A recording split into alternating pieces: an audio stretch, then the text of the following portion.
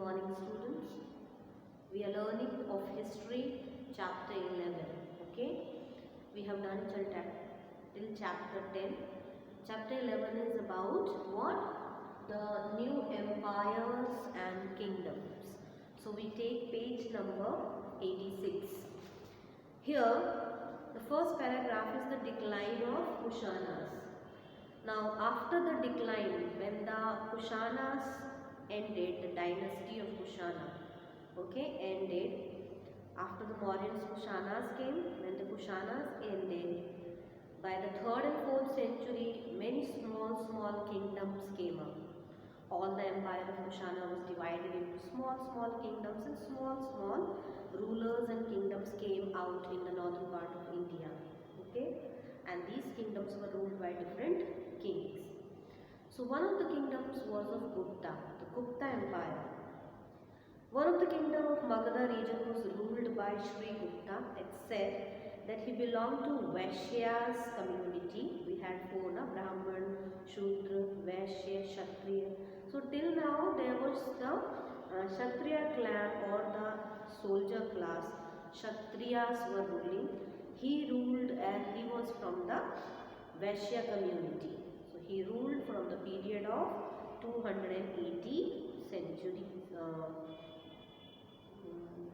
Common era. CE means common era. Now after him, his son Ghatotkacha Gupta took over the reign. That means he became king after the Sri Gupta, and he continued to rule for about 40 years. Then came after Ghatotkacha Gupta comes the son Chandragupta.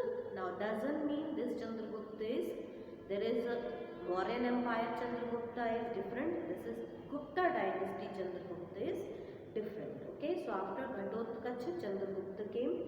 This Chandragupta should not be mixed with the Chandragupta of Mauryan Empire, since there is another Chandragupta. After him, one more Chandragupta will be there from the Gupta dynasty. He will be Chandragupta II. The neighboring kingdoms of Magadha, Vaishali was ruled by Licchavis. Licchavis were especially from Nepal region, but they had settled in India. And they covered a large portion of northern Bengal and Bihar. And this clan, Licchavi tribe, had also possession of Patliputra, the capital of Kushanas at that time. And in 4th century, the Licchavi princess marries Chandragupta, who was called Chandragupta I. Understood this much? Now we have Chandragupta I. Now Chandragupta I's rule, we will see much about that. His rule kingdom was much impressed by the Licchavi princess Kumar Devi. Okay, how we know that the kingdom was much impressed by her? Because we can see her pictures on the coins. Okay, Chandragupta I's kingdom was on the bank of river Ganga. His kingdom extended till Bengal to Prayag, that is till Allahabad, and the reign of Chandragupta I is said to have come to an end 330 CE. So first Gupta dynasty Sri Gupta in Magadha. Then after him his son comes. The name of son is Ghatotkacha Gupta. He ruled for 40 years. After him his son Chandragupta I comes. Chandragupta is different. There is Mauryan Chandragupta. This is Gupta Chandragupta. Chandragupta marries to the princess of Licchavis, who were having the Patliputra in their hands. And Licchavi princess Kumara Devi, we can see influence of this princess, we can see a lot on the kingdom of Chandragupta I. Okay, after the Chandragupta I, his son comes Samudragupta. Okay, in 330 he sat on the throne. He reigned about for 40 years. How do we know? From the pillars inscription. पुराने ज़माने में pillars पे लिख दिया जाता था, खोद करके, inscribe करके. On the inscription of Ashoka, his inscription is on other side. One side is Ashoka's inscription, one side on the pillar is of Samudragupta inscription. After succeeding on the throne, after on the throne after Chandragupta first, he subdued the powers of revolting. जो भी उसके खिलाफ होता था वो उन सबको हरा के अपने राज्य में मिला लेता था. Okay, he conquered and he subdued the powers of revolting against him and authority in the Gangetic plains. जो भी गंगा प्लेन्स के पास एरिया में उसके खिलाफ खड़ा होता था वो सबको हरा के अपने राज्य में मिला लेता था. Okay, and he said to have led military campaign across Deccan, not only northern part of India. Samudragupta went towards the Deccan region also to fight and conquer the areas, and he conquered lot of area of Vindhya region. Towards Vindhya region is all forest area, tribal area. He conquered into his hands of the south. He also performed Ashwamedha Yajna.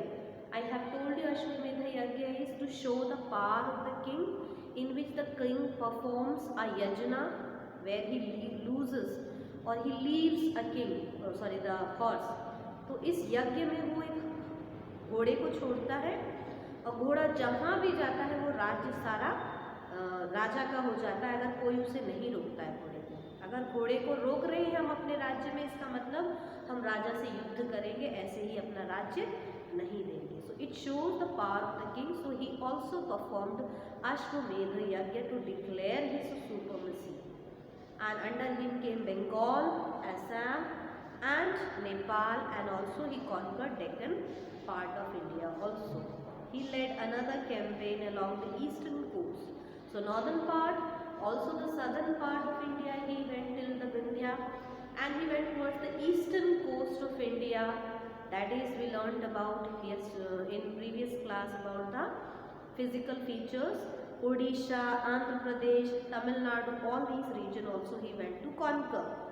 He captured large territories, even though he conquered, but he gave all small kingdoms to many other rulers to rule those areas, because he can't rule all. But he used to keep an eye on them and always warned them that they have to believe in his power and always have to keep him supreme or supremacy of his power in order to keep all those whom he gave those small areas. Okay, and he used to collect from all the rulers taxes and revenue. That is Samudragupta. Okay, and he was lover of art and music. Okay, he was good in singing. He was also known for writing poetry. He is also seen many times playing veena. He respected learned people. He used to love जो लोग educated people होते थे, ज्ञानी लोग होते थे, उनको बहुत मानता था. Music और poetry में उसका बहुत interest था. He used to play veena also. He gave reward, gift देता था पढ़े लिखे लोगों को, जो लोग पढ़ने में interest रखते थे, कुछ नया सीखने में interest रखते थे. He gave lot of money to the Brahmins, those who were learning and teaching people. Religious belief and tolerance. He was devotee of Hindu god Vishnu, and he respected all religion. Though he followed Hindu religion, but he respected all religion. Even he gave lot of money to the Sri Lanka to set up monastery at Gaya, an important place for followers of Buddhism. So he followed Hinduism, but he gave money to the people for spread of their religion, and even to spread Buddhism and make monasteries. Coins and currencies. Historians have found many coins of Samudragupta period. The coins have Greek influence on design. We can see the design of Greek designs, and the impression of coin varies. We don't have one type of coin found. We have variety of coins found there. They depict that on some coins the king is playing veena, on some coins the king is holding a bow, तीर जिससे शिकार पे जाते हैं. On some coins he is shown also trampling a tiger, पैर से कुचलते हुए tiger को. Prayag inscription in Allahabad shows him as a hero of 100 battles. हम लोग अगर प्रयाग में उसका inscription देखेंगे पिलर में, we will read and know that he is known as the battle hero of 100 battles. These prashasti means inscription written in Sanskrit and Prakrit language about him. They call him these pillars, call him as Maharaja of Kings, यानी राजाओं का राजा he was called. This is for today, okay? So in today's class we have learned about decline after Kushana Empire. The empire was, warriors were there. Then Kushanas came. The kingdom is divided into smaller portion. Many other kings came. From there came Gupta Empire. Sri Gupta was the first king. After him Ghatotkacha came. Gupta. Then his son Chandragupta first. Chandragupta first marries the princess of Lichavis. Lichavis were from Nepali region, but they settled in India and acquired Patliputra region. We can also see in Chandragupta first reign that Kumara Devi, the princess, had lot of influence, as we can see her pictures on the coins. Then after ruling for 40 years, till 330 common era, he died, and then Samudragupta comes. Samudragupta is known, very famous. He conquered northern territory, eastern territory, Deccan area, and set small kingdoms and gave to different rulers to rule, but made them understand that they have to believe in his supremacy. He used to collect from them taxes and revenue. Okay, he was lover of art and music, gave lot of money and gifts to the people who were interested in learning. Also, he was lover of follower of Hindu religion, used to pray Vishnu God, but he respected all religion. We have found, or scientists have found, archaeologists have found coins, different variety of Samudragupta reign, where he is seen playing veena, holding an arrow or a bow, and also seen trampling a tiger. Okay, and his prashastis means जो उसके इस बारे में inscriptions लिखे हैं, we read in the Prashasti of Allahabad or Prayag that he was known as King of Kings, Maharaja.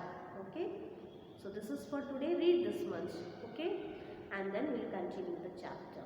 Thank you. Have a good day.